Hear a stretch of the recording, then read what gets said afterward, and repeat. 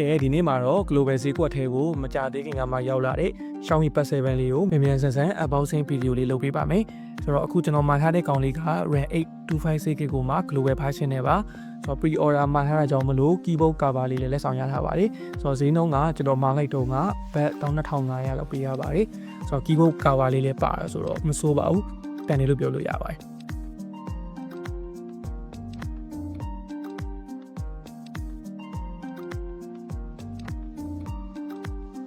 SoC က Snapdragon 7 Plus Gen 3နဲ့ပါဆိုတော့ display က 3.2K 144Hz 11.2 inches ရှိတဲ့ display ပါ battery က 8850 mAh battery ပါဆိုတော့ Dolby Atmos speaker ၄လုံးပါပါတယ်နောက်ပြီးတော့ AI နဲ့ပါတာဆိုတော့ဒီဈေးတန်းထဲမှာတန်တယ်လို့ပြောလို့ရပါတယ်ဆိုတော့အမြန်အားသွင်းမှုအတွက်က 45W quick charge လည်းပါပါတယ်ဆိုတော့ charger ပါဒီဘူးထဲမှာတစ်ခါလေးပါတယ်ပေါ့နော်ဆိုတော့ဘူးထဲမှာပါတာကတော့ဒါအကုန်ပါပဲဒါဆိုရင်ကျွန်တော်တို့ tablet လေးကိုတစ်ချက်ကြည့်ကြည့်လိုက်ရအောင်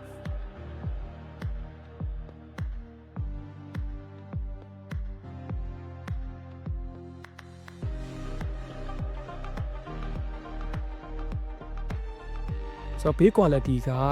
motherboard နဲ့ဆိုတော့တော်တော်လေး premium ဖြစ်တယ်လို့ခံစားရပါတယ်ဘေးပေါင်အထူအားလေးပါတဲ့အထဲမှာပါပါတယ်900 gram ပဲအလေးချိန်ရှိတာဆိုတော့မလေးမပေါ့အနေထားလေးပေါ့နော်ဒီမှာတခုပြောရရှိတာကအသွင်းပေါက်က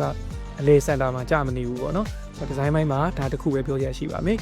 ဒါဆိုရင်တော့ကျွန်တော် power လေးကိုတစ်ချက်ဖွင့်ကြည့်လိုက်ပါမယ်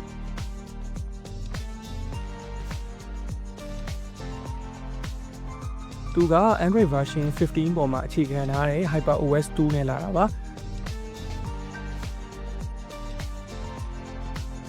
ဆက်တက်လေးကြော်တာလေးလွယ်လွယ်လေးပါပဲ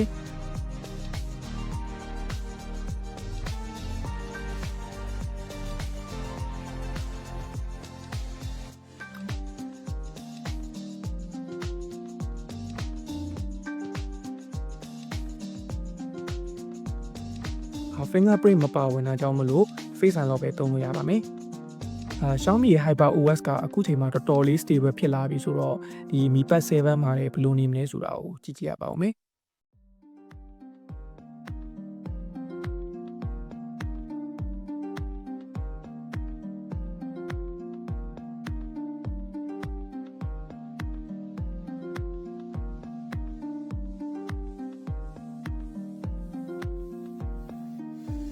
သူရဲ့ 3.2K ရှိရဲ့ 11.2 inches display ကတော်တော်လေးကြည့်လို့ကောင်းတဲ့အထက်မှာပါပါတယ်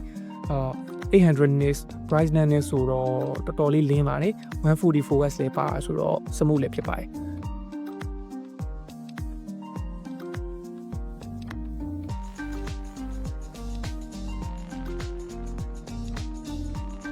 Xiaomi Pad 7နဲ့တွဲသုံးလို့ရမယ် keyboard လေးကိုလည်းတစ်ခါနဲ့ကြည့်ကြည့်လိုက်အောင်ဒါကတော့ရိုးရိုး keyboard ကားပါဆိုတော့နောက်ထပ်သူက focus keyboard ဆိုပြီးတော့နောက်တစ်မျိုးရှိပါသေးတယ်အဲ့ဒါတော့ပိုကောင်းတယ်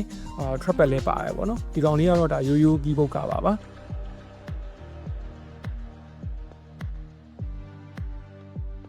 ဆိုတော့ quality ကတော့ကောင်းတဲ့ထဲမှာပါတယ်ချစ်ဖြစ်တယ်လို့တော့လုံးဝမခံစားရဘူးပေါ့နော်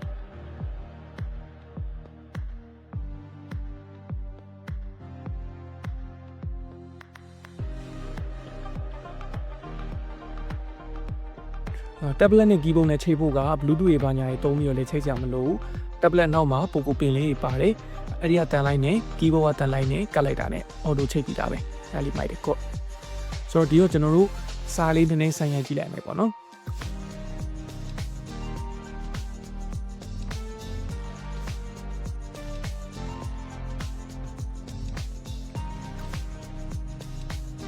စာဆိုင်ရိုက်ကြည့်လိုက်တော့ကြီးထွားပဲနည်းနည်းလေးများတယ်ဆိုတော့ကြီးထွားပဲများတဲ့အတွက်ကြောင့်မလို့ကျွန်တော်တို့လက်ကြည့်ရသူအတွက်တော့အဆင်ပြေပါတယ်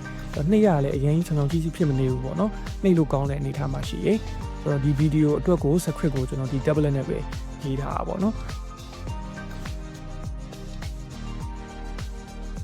ကျွန်တော်ရဲ့ Xiaomi Pad 7 unboxing video လေးကတော့ဒီလောက်ပဲပေါ့နော်ဆိုတော့အသေးစိတ်ကိုတော့ full review video လေးတစ်ခုထပ်လုပ်ပေးပါမယ် channel လေးကိုလည်း follow လုပ်ပေးခဲ့ကြပါဦး see ya guys